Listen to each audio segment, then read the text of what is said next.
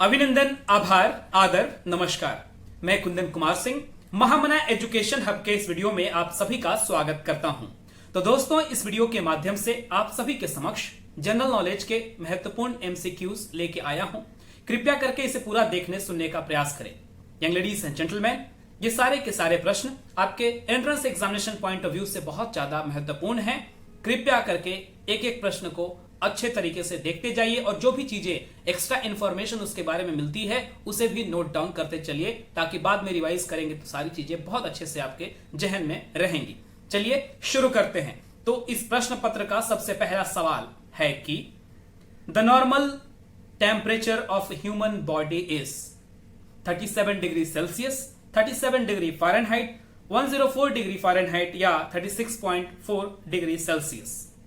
The correct answer is 37 degree Celsius. अगर इसी चीज को आपको फ़ारेनहाइट में पूछ लिया जाएगा तो आपका उत्तर होना चाहिए 98.6 डिग्री फ़ारेनहाइट। आपकी जानकारी के लिए बता दूं कि एक बहुत अच्छा फॉर्मूला होता है जो सेल्सियस से फ़ारेनहाइट और रिवर में चेंज करने का होता है। कृपया उस फॉर्मूले को भी नोट डाउन कर लें। वो फॉर्मूला होता है F-32/9 equals to C/5 equals to R stands for Reaumur R/4। एक बार फिर से दोहराता हूं, F-32/9 equals to C/5 equals to R stands for Reaumur /4। इस चीज को लिख लीजिएगा। आराम से कभी भी कन्वर्ट करने को बोल लेगा, किसी भी एग्जाम में पूछ भी लेता है तो आप तुरंत कर लेंगे बहुत ही आसानी से। अगला question is which of the following state has maximum total forest cover area. इनमें से कौन से भारतीय राज्य के पास सबसे ज्यादा वन क्षेत्र है। The options are Arunachal Pradesh, Assam, Madhya Pradesh या Karnataka. The correct answer is Madhya Pradesh. आगे बढ़ते हैं। The next question is who has written the book war and peace. War and peace के लेखक कौन हैं।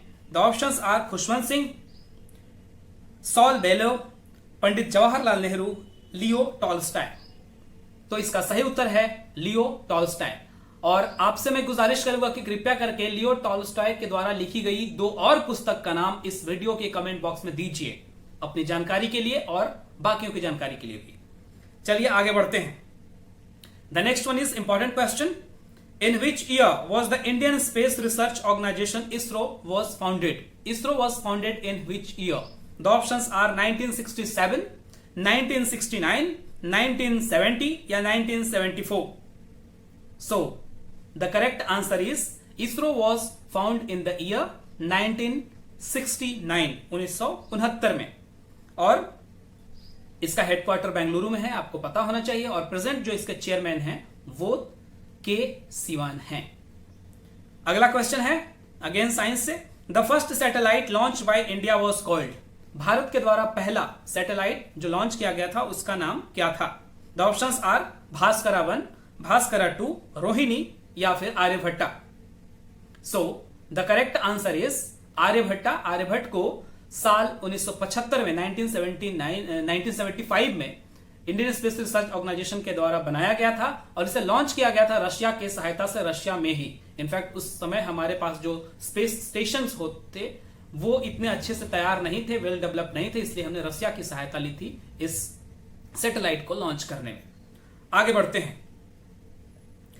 The next question is who among the following Englishmen first translated Bhagavad Gita into English। Bhagavad Gita का English translation किसने करा था। The options are William Jones, Charles Wilkins, Alexander Cunningham या John Marshall. So the correct answer is Charles Wilkins. और आपके लिए एक interesting fact बता दूं कि चार्ल्स विल्किंस ने गीता का अंग्रेजी ट्रांसलेशन बनारस में ही किया था। तो बनारस की संपदा, बनारस का कल्चर, बनारस के साथ इतना पुराना और इतना भव्य इतिहास है कि कुछ करके भी भारत के इतिहास से इसे अलग नहीं किया जा सकता। अगर मतलब एक तरीके की कहें कि कल्चर के मामले में तो इतना ज्यादा रिच है बनारस की, हर चीज, हर एक चीज वहां से जुड़ी हुई है। आगे बढ़ते हैं। द ओलंपिक गेम्स 2024 का ओलंपिक गेम्स कहां पर होगा। The options are London, America, Holland या Paris. So the correct answer is Paris, France की राजधानी पेरिस में होगा। 2024 का ओलंपिक अभी तक शेड्यूल है, वो 33वां ओलंपिक होगा। अभी 32वां ओलंपिक आपको पता है कि जापान की राजधानी टोक्यो में शेड्यूल्ड है, और हम उम्मीद करते हैं कि वो सक्सेसफुली कंडक्ट हो जाए, क्योंकि होना तो पिछले साल था लेकिन कोविड-19 के चलते ये हुआ नहीं। But this year we are hoping and our Indian athletes are well prepared, चाहे वो बॉक्सर हो, चाहे वो तीरंदाज हो, चाहे वो शूटर हो, चाहे वो रेसलर हो, सब के सब तैयार बैठे हैं, अच्छी प्रैक्टिस में लगे हुए हैं। वी होप कि आवर इंडियन प्लेयर्स गॉट या get laurels to our country. आगे बढ़ते हैं। Who is the author of the book new dimensions of India's foreign policy? एक पुस्तक है जिसका नाम है new dimensions of India's foreign policy, and the options are Jaswant Singh, Atal Bihari Vajpayee, PC Alexander या यशवंत सिन्हा।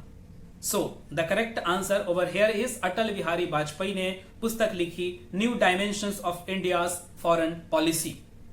अटल बिहारी वाजपेयी भी एक बहुत ही बढ़िया प्रधानमंत्री रह चुके हैं भारत के। आगे बढ़ते हैं।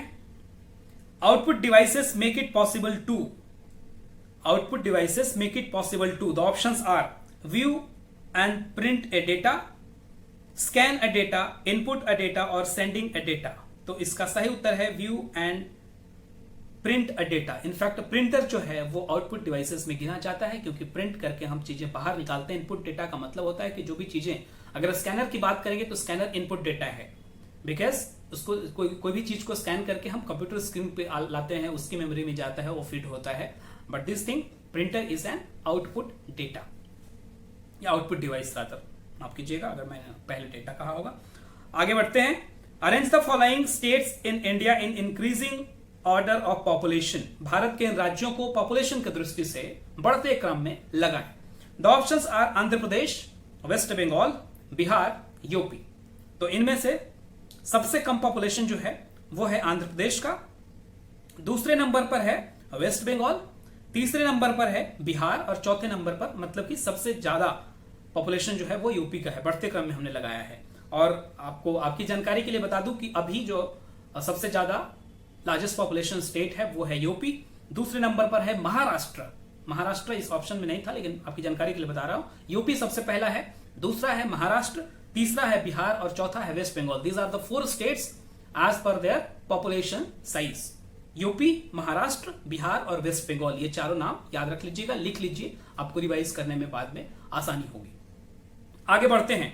At the time when the Nadir Shah attacked Delhi the Mughal emperor was, Nadir Shah ने जब दिल्ली पर आक्रमण किया था उस समय दिल्ली का बादशाह कौन था?